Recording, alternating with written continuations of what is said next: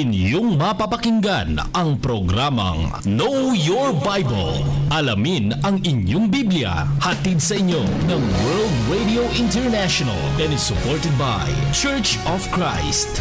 Narito na si Brother Daniel Oliva. Magandang umaga po mga kaibigan at mga kapatid. Ito na naman ang programang Alamin ang inyong Biblia.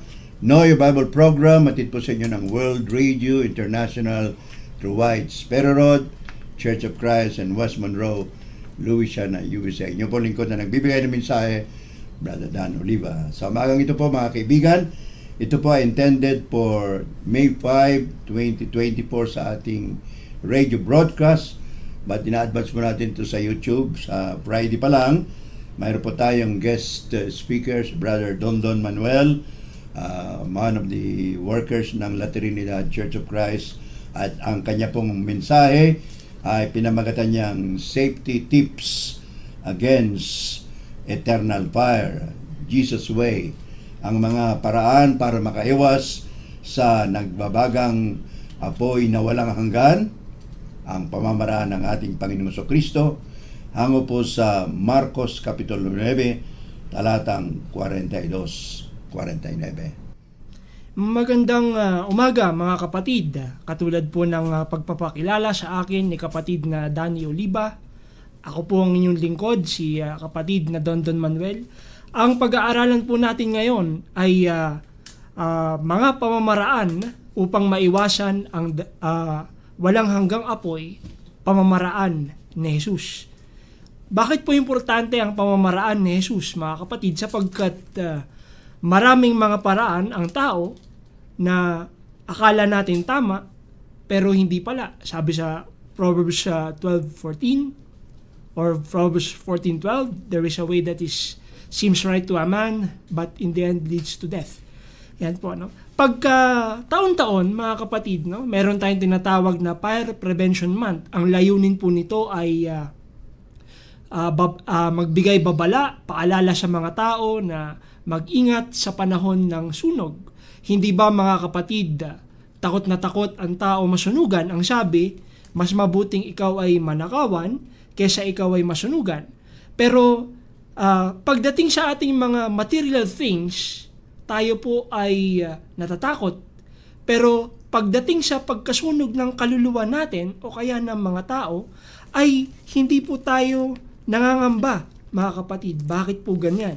Ang sabi po ng ating Panginoon sa Marcos chapter 9 verse 48, ito po ang nakasulat. Ang sabi, dooy hindi namamatay ang mga uod na kumakain sa kanila at ang apoy ay hindi napapatay. The unquenchable fire, mga kapatid. Kaya't ang sabi ng ating Panginoon, ano ang solusyon, ang isang solusyon para maiwasan ang tinatawag na walang hanggang apoy? Dapat malaman natin ang katotohanan. Sabi niya sa John 8:32, 1:32, malalaman mo ang katotohanan at ang katotohanan ang magpapalaya sa iyo. Unang punto, mga kapatid, let us study some safety tips to avoid the eternal unquenchable fire. Tayo'y pag-aralan ang ilan sa mga pamamaraan upang maiwasan ang walang hanggang apoy ng impyerno. Unang-una, mga kapatid, wag tayong maging sanhi ng katitisuran ng mga kabataan, mga kapatid. Alam po natin, sabi ng Panginoon sa Matthew 18:1-3, malibang kayo'y maging katulad ng mga bata, hindi kayo magmamana ng kaharian ng langit, mga kapatid. Ano ba ugali ng bata? Ang bata ay obedient, masunurin.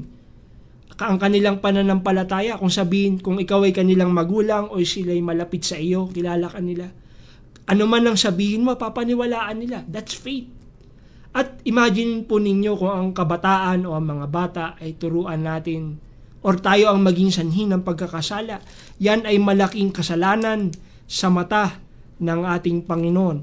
Ang sabi po sa 9:42 ng Marcos, mabuti pa sa isang tao ang siya'y bitinan sa leeg ng isang malaking gilingan bato at itapon sa dagat kaysa maging sanhi ng pagkakasala ng isa sa mga maliliit na ito na nananalig sa akin. Ayan po ano.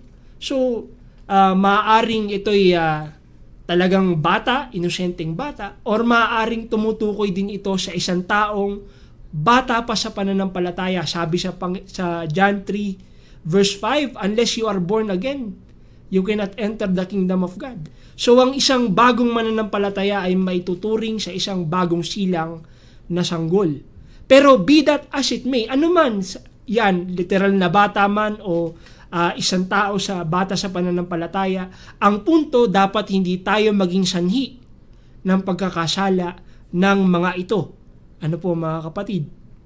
Ang sabi po sa verse 47 ay ng Marcos, at kung ang isang mata mo ay magiging sanhi ng iyong pagkakasala, dukitin mo ito, mabuti pang pumasok ka sa kaharian ng Diyos na iisa lang ang mata, kaysa may dalawang mata ngunit itatapon ka naman sa impyerno. Ayan.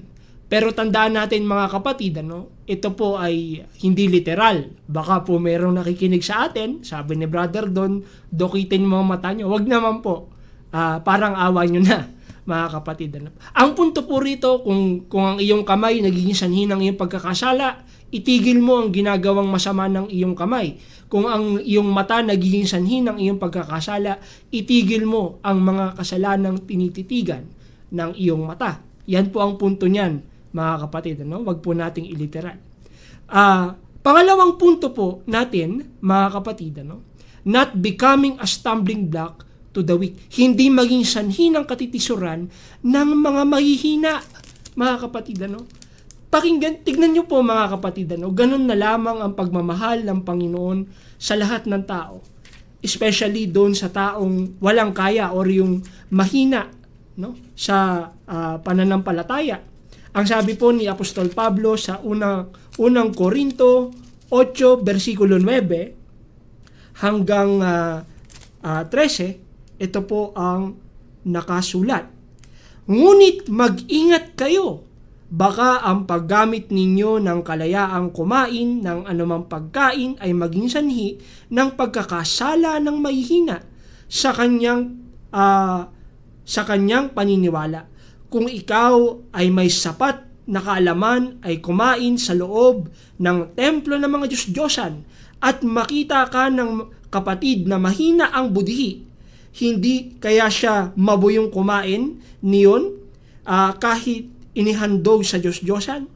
Dahil sa inaakala mong kaalaman ay napahamak ang iyong mahinang kapatid na tinubos din ng kamatayan ni Kristo. Sa ganoong paraan, nagkakasala kayo sa inyong mga kapatid, kaya't nagkakasala kayo kay Kristo dahil sinugatan ninyo ang kanyang budhi. Kaya nga kung dahil sa pagkain ay itinutulak ko sa pagkakasala ang aking kapatid, hindi na ako kakain ng karne upang hindi siya magkasala. Ano po ang pinag-uusapan dito, konteksto nito, mga kapatid? Sa Korinto po kasi, ang kanilang mga karne doon, bago ilagay sa market o pamilihan, ay nanggaling muna sa mga templo na inihandog sa mga Diyos-Diyosan. Ngayon, ano po yung ibig sabihin na kapatid na mahinang budhi, mga kapatid? Sa kanyang pag-aakala, kung ikaw ay makita niyang kumakain nun, kung dun sa ganong panahon, na ikaw ay kumain ng karne, bumili ka ng karne sa market, makita ka ng kapatid. Ayan. Baka akalain ng kapatid na okay pala kumain, pero di ba sa kanyang pananaw, yan ay kasalanan sapagkat yan ay inialay sa mga Diyos-Diyosan. Pero sa isang mature na Kristiyano, sa isang Kristiyano na meron ng sapat na kaalaman, matanda na sa pananampalataya, alam niya na hindi kasalanan yun sapagkat ipagdadasal niya sa totoong Diyos. Pero kung ganun pa man, kahit na merong katwiran or tamang dahilan ang Kristiyanong mature sa pananampalataya, ang iniingatan po natin dito, mga kapatid, yung Kristiyanong bata o mahina pa ang pananampalataya, na sa kanyang pag-aakala ay kasalanan ang iyong ginagawa. At dahil doon, matisod mahulog, mawala or magiba ang kanyang pananampalataya sa atin.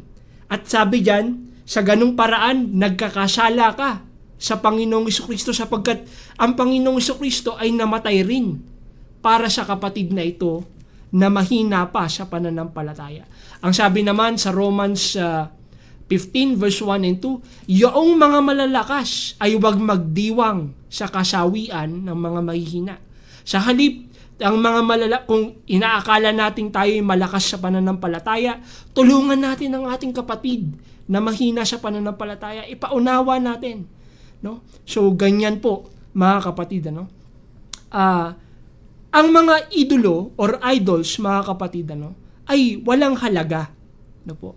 At hindi yan importante. Pero ang iniingatan natin ay ang ating kapatid sa pananampalataya. Ganun po sa pamilya, hindi ba? Kung ikaw ang panganay na kapatid, di ba po? Ikaw ay dapat alagaan mo ang iyong mga nakababatang kapatid. Ikaw ang tatay yung parang magulang nila kung wala ang inyong mga magulang. Ganon din po sa ating pananampalataya. Kaya nga tawagan natin kapatid, brother, sister, habang wala pa ang ating Panginoon. Pangatlo, mga kapatid, ay avoid spiritual fire hazard places. Pag-iwas sa mga delikadong lugar na makapagdadala sa atin sa spiritual na apoy. That is impyerno, mga kapatid. Ang sabi po ni Pablo kay Timoteo sa 2 Timothy or ikalawang Timoteo chapter 2 verse 22, ito po ang nakasulat, mga kapatid. Ang sabi po, kaya nga iwasan mo. Sino yon? Si Timothy. Pero si Timothy, he represents all of us.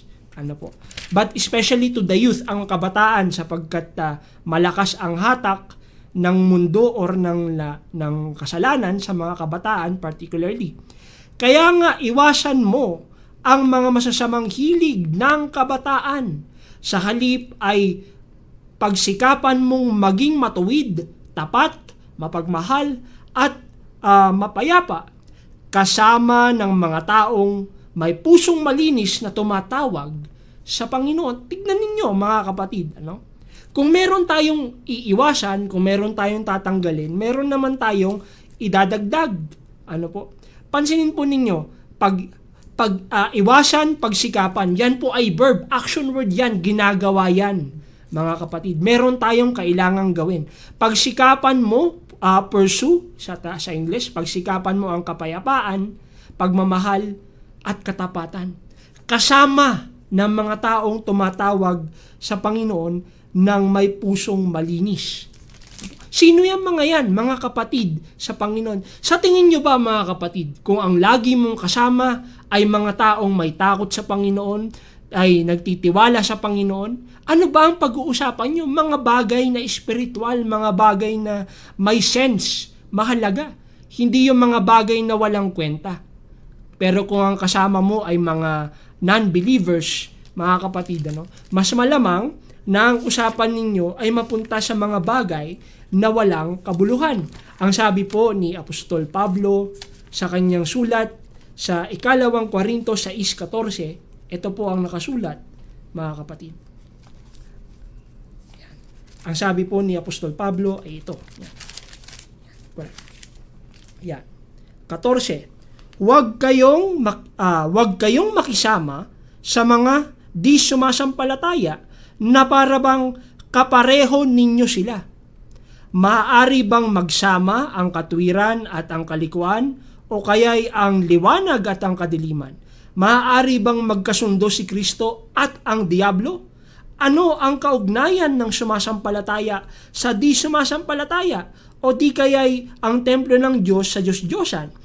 Hindi ba't tayo ang templo ng Diyos na buhay? Siya na rin ang may sabi, mananahan ako at mamumuhay sa piling nila, ako ang magiging Diyos nila at sila'y magiging bayan ko. Kaya't lumayo kayo sa kanila, ang sabi po. At sabi doon ay humiwalay kayo sa kanila, sabi ng Panginoon, iwasan ninyo ang anumang marumi at tatanggapin ko kayo, mga kapatid. Ang pagiging banal, mga kapatid, ay holy sa English. Hindi naman po nangangahulugan na tayo ay perpekto na at hindi na nagkakasala. Ang ibig sabihin lang po ng kabanalan, ang isang kahulugan po niyan ay be ye separate sa English. Ano po? Ibig sabihin ay humiwalay tayo sa kung anumang magdudulot sa atin ng karumihan o pagkakasala, mga kapatid. Ano? Ang sabi nga dito, wag nyong para bang kapareho ninyo sila.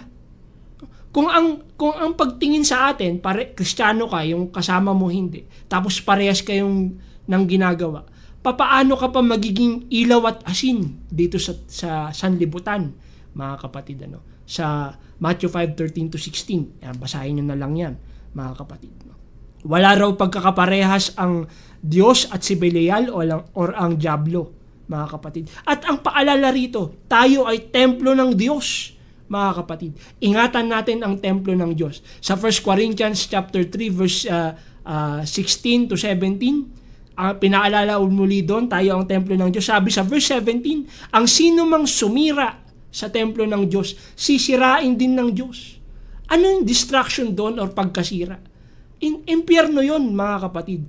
Kung sinasalahula natin ang ating katawan na templo ng Diyos at tayo naman ay nilikha sa wangis ng Diyos, pinapakita lang natin na wala tayong pagpapahalaga sa Diyos. Ang sabi po ni Pablo sa kanyang sulat sa Ephesians chapter 5 verse 11-13, na po sa kanyang sulat sa mga taga-Epeso, ito po ang mababasa natin.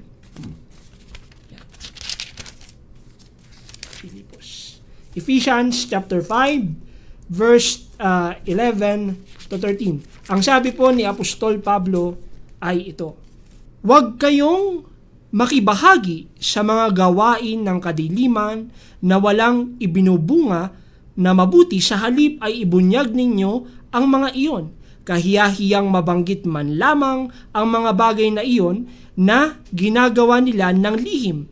Ang lahat ng nalalantad sa liwanag ay nakikita kung ano ang talaga ang mga iyon, mga kapatid. So ang admonition sa atin or encouragement ni Apostol Pablo ay umiwas tayo at sa halip ay i-expose, ibulgar ang mga bagay na masama. At kung tayo ay nasa liwanag, iiwasan natin ang mga gawa ng kadiliman. Ang sabi po sa unang Korinto 15:33, ang masamang kasama ay sumisira ng mabuting pag-uugali. Bad company corrupts good character. At mahuling punto natin, mga kapatid, rescuing the victims of spiritual fire. Pagliligtas sa mga biktima sa spiritual na apoy. According po kay Jude, sa Jude verse 23, ito po ang nakasulat. Jude verse 23. Agawin ninyo ang iba upang mailigtas sa apoy. Ang iba na may kaawaan ninyo ng may halong takot. Kasuklaman ninyo pati ang mga damit nilang nabahiran ng kahalayan. In English, sa NIV version, snatch them out of the fire. Agawin natin sila. Sa paanong paraan? Ano po ang ating motivation? Ito'y dahil sa ating habag or pagmamahal sa kanila. Pero merong pagpaalala po. Ang sabi po dito, may halong takot, kasuklaman ninyo pati ang mga damit nilang nabahiran ng kahalayan. Mag-ingat tayo sa ating pagliligtas ay sa halip na maakay natin sila, tayo ang kanilang maakay sa makamundong gawain. Walang pinagkaiba po yan sa talagang tunay na bumbero. Kapag pumasok ka sa isang nasusunog na gusali, habang nililigtas mo ang mga biktima sa apoy, pag-iingat din sa iyong sarili. At baka naman ay ikaw ay mapahamak sa kagustuhan mong iligtas ang mga biktima, mga kapatid. Save others by snatching them from the fire, mga kapatid. Yan po ang awa. Ano po ang pinakamapagmahal, maibigin na pwede mong gawin? Ipamalas o sabihin sa isang tao. Ipakilala mo ang Panginoong Jesucristo sa kanila. Yan po ang pinakamapagmahal na pwede mong gawin. Sapagkat alam natin na ang Panginoong Jesucristo lamang ang makapagliligtas. Yan po ay isang kautusan or command, imperative na dapat nating gawin, mga kapatid. Ang sabi po sa sulat ni Ezekiel, sa Ezekiel chapter 33, verse 8 and 9, ito po ang nakasulat. Ang sabi po, Ezekiel chapter 33, verse 9 and 10, ang sabi ay 8 and 9, yan po, no? Kapag sinabi ko sa taong masama na siya'y mamamatay at di mo ito ipinaalam sa kanya upang makapagbagong buhay, mamamatay nga siya sa kanyang kasalanan, ngunit pananagutan mo ang kanyang kamatayan. Ngunit kapag binigyan mo ng babala ang masama, gayon may hindi pa rin ito nagbagong buhay, mamamatay siyang makasalanan, ngunit wala kang dapat panagutan, mga kapatid. So, hindi rin po pala magiging masaya, mga kapatid, ang Panginoong Diyos kung tayo lamang ang maliligtas. Ibig sabihin, mga kapatid, naging Kristiyano tayo, nalaman natin ang katotohanan upang maging kasangkapan tayo ng Panginoon para warningan ng iba, ipaalam sa iba ang maaaring mangyari sa kanilang kapahamakan kung hindi sila magbabago at manunumbalik susunod sa ating Panginoon. Meron tayong pananagutan tungkulin bilang Kristiyano na ipaalam ang Ebanghelyo sa mga tao, mga kapatid. Ayaw man natin o hindi, mga kapatid. Sapagkat ginagawa natin ito dahil ito ang makapagliligtas sa Panginoon. Sabi sa Biblia, ang kalooban ng Diyos ay malaman ng lahat ng katotohanan at sila ay mailigtas. Ano po? Pag binasa niyo po sa 2 Peter 3:9, bakit hindi pa bumabalik ang Panginoon? Sapagkat nais niya lahat ay magsisi. Ano po? At ayaw niya ni kahit isa na mapahamak. Pero paano mangyayari yan kung tayo mga Kristiyano ay mananahimik, mga kapatid? Ano? Sila ay mamamatay sa kanilang mga kasalanan kung hindi natin sila bibigyan ng babala. At in a sense, baka mapahamak rin tayo sapagkat hindi natin tinupad ang inaasahan sa atin ng Panginoon. Wala naman pong ibang gagawa niyan eh.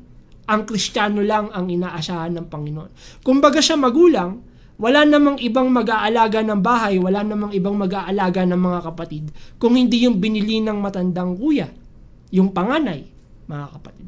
So sana tayo ay lumago sa kaalaman. Let us grow in the grace and knowledge of our Lord, 2 Peter 3:18. At nang sa gayon, hindi tayo mangimi na ibalita ang Ebanghelyo ng ating Panginoon. Bilang pagtatapos, mga kapatid, ang Ebanghelyo ni Kristo ang kapangyarihan ng Diyos sa ikaliligtas ng lahat ng sumasampalataya. Una sa mga Hudyo, may kalawa sa mga Hintil. Tayo po yun. Pero mangyayari yun kung gagampanan ng bawat isang Kristiyano ang kanyang responsibilidad, tungkulin, at pagmamahal na rin sa kanyang kapwa na ipakilala si Kristo. Ipakilala mo muna si Kristo. Pagkilala na si Kristo, yung mga bagay na dapat itigil, susunod na yan pag lumalalim na ang kaalaman. Pero ipakilala mo si Kristo muna. Sa pamamagitan ng iyong salita, ng iyong gawa, mga kapatid. Ang sabi po ng Panginoong Jesucristo, ako ang daan, ang katotohanan at ang buhay. Walang makaparoroon sa Ama kung hindi sa pamamagitan ko. Ano po ibig sabihin yan? Ano ang significance nito, mga kapatid? Kahit saan ka man ipinanganak, kahit anuman ang nationality mo, anuman ang kinagisnan mong kultura o paniniwala, sino ka man, haharap at haharap ka rin kay Kristo.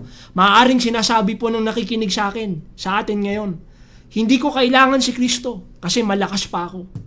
Pero darating ang panahon, haharap at haharap ka sa Kanya. Hindi mo siya kailangan ngayon, pero sa kabilang buhay, kailangan mo siya. Pero pag dumating na ang panahon na yon, baka huli na ang lahat. Sabi po sa Isaiah chapter 55 verse 6, di ba po? Seek the Lord while He may be found. Call upon Him while He is near.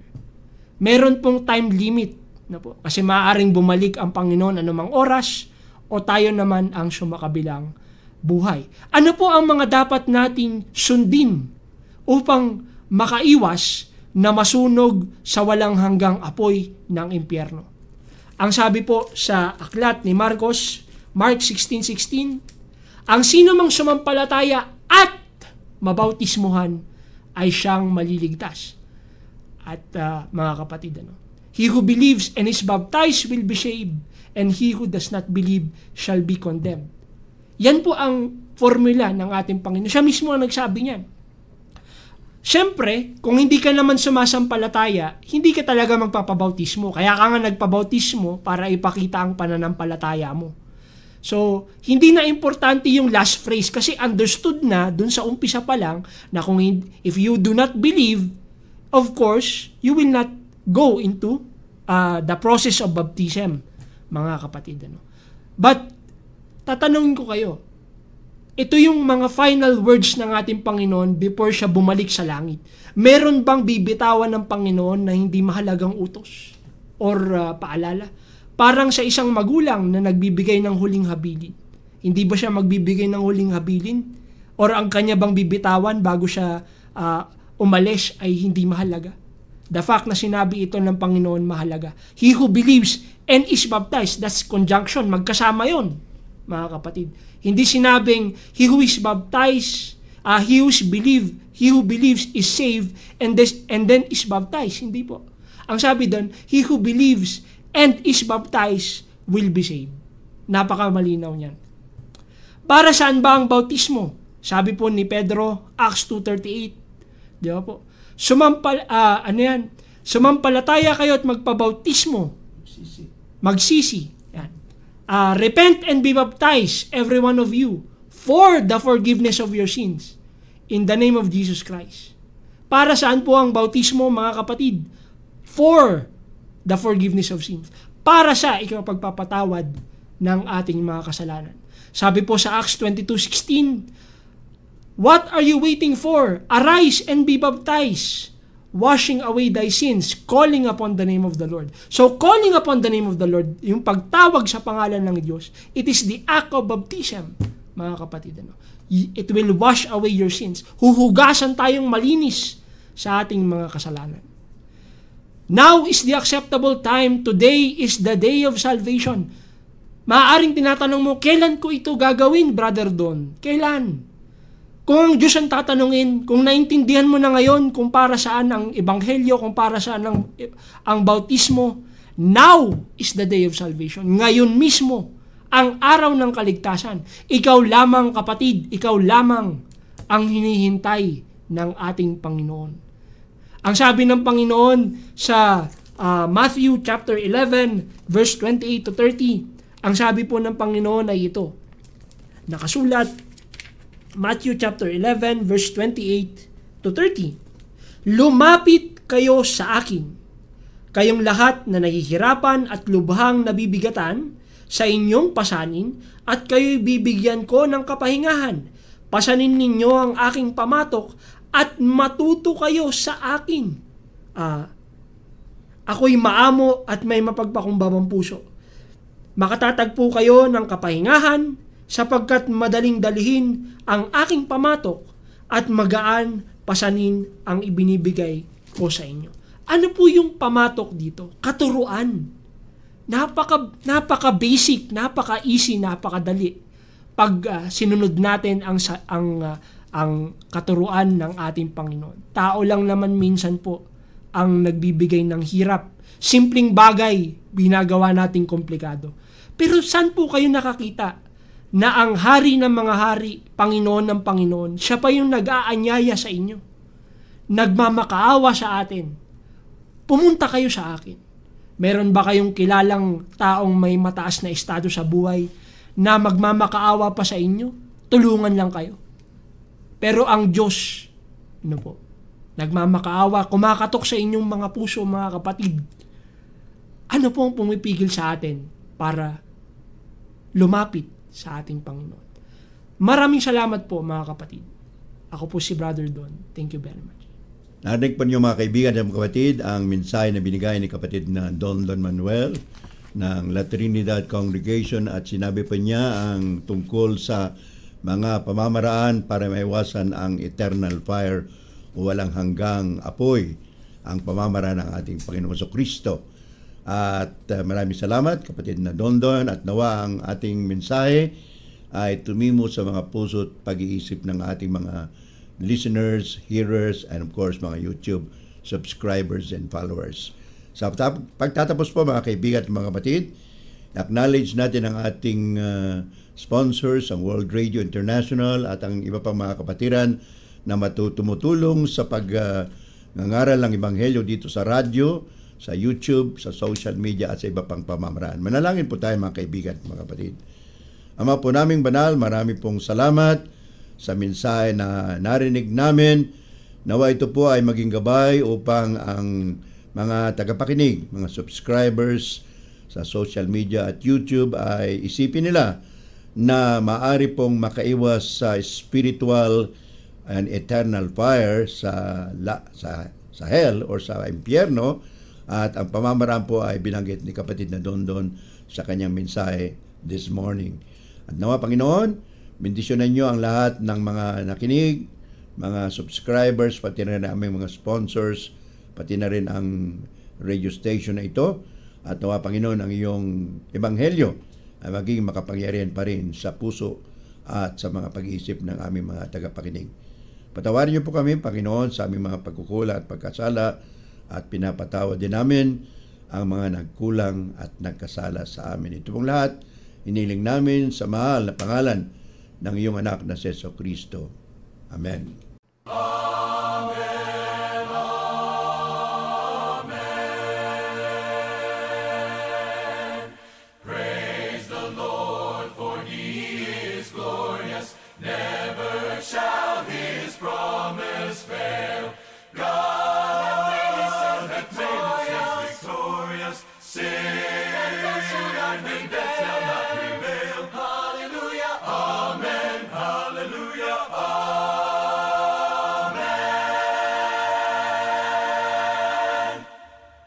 Amen, amen. Praise the Lord of our salvation. Hosts on high, His power proclaim. Heaven and earth and all creation, laud and magnify His name. Hallelujah, amen, hallelujah, amen.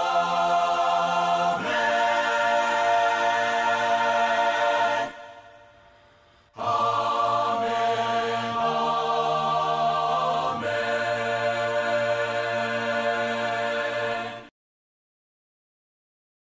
Inyong napakinggan ang programang Know Your Bible. Alamin ang inyong Biblia. Hatid sa inyo ng World Radio International and is supported by Church of Christ.